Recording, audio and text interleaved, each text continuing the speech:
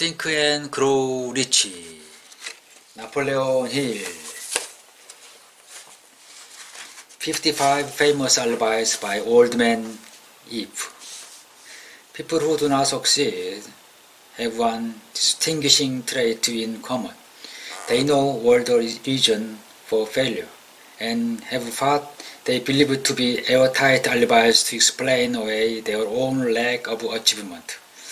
Some of these alibis are clever, and a few of them are justifiable by the fact. But alibis cannot be used for money. The world wants to know only one thing. Have you achieved success?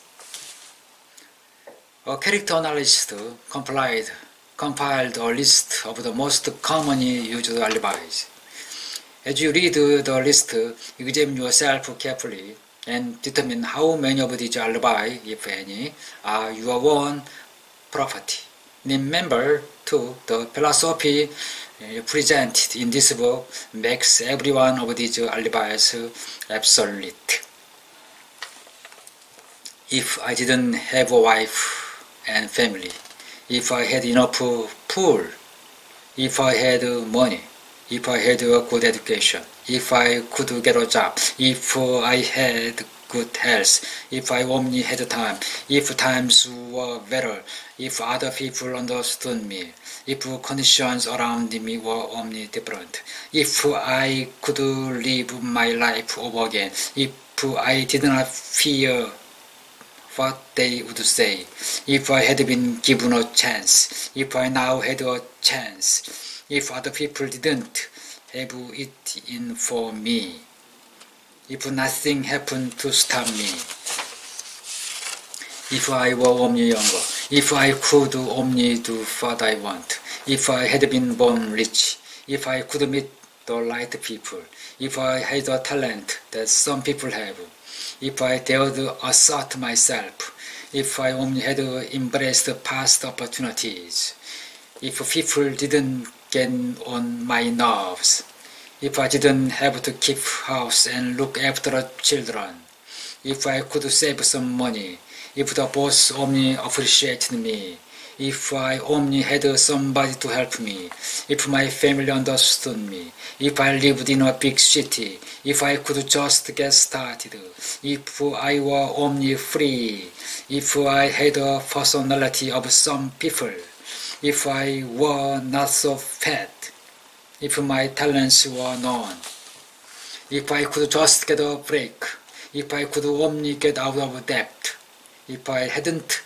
failed, if I only knew how, if everybody didn't oppose me, if I didn't have so many worries, if I could marry the right person, if people weren't so dumb, if my family were not so extravagant, if I was sure of myself, if luck was not against me, if I had not been born under the wrong star, if I were not true that what is to be will be, if I did not have to work so hard, if I hadn't lost my money, if I lived in a different neighborhood, if I didn't have a fast, if I only had a business of my own, if other people would only listen to me.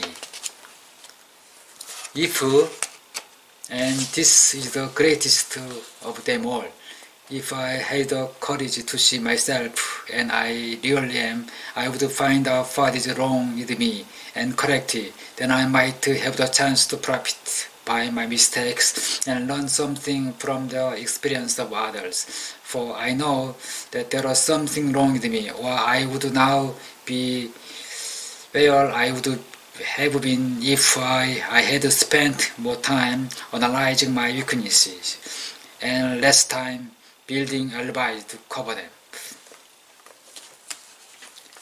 Building alibis was which to explain away failure is a national pastime. The habit is as old as the human race and is fatal to success. Why do people cling to their pet alibis? The answer is obvious. They depend their alibis because they create them. A man's alibi is the child of his own imagination. It's human nature to depend on one's own brainchild.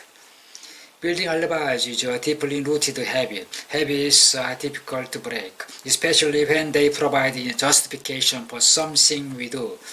Plato had this truth in mind when he said, "The first and the best victor is to conquer self."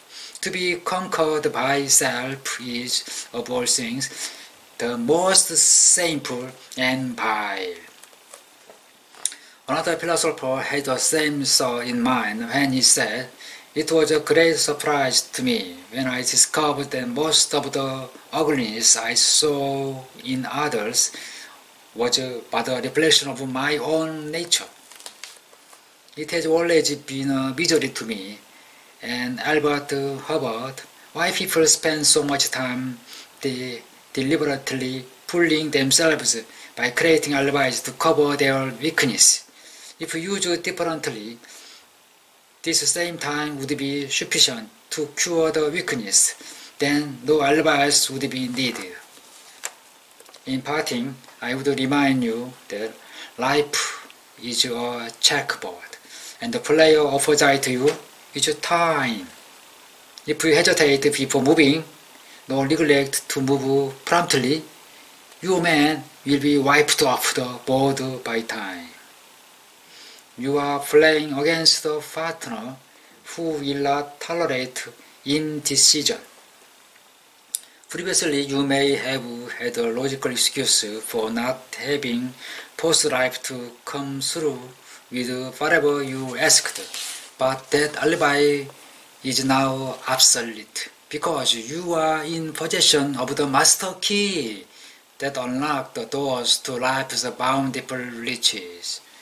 The master key is intangible, but it's powerful. It's the privilege of creating in your own mind a burning desire for a defined form of riches. There is no penalty for the use of the key, but there is a price you must pay if you do not use it. The price of failure. There is a reward of stupendous proportions if you put the key to use. It's the satisfaction that comes to all who conquer self and force life to pay whatever is asked. The reward is worth of your effort. Will you make the start and convince? If you are elated, said the immortal Emerson, we shall meet. In closing, may I borrow this thought and say, if you are elated, we have, through these pages, met. Okay.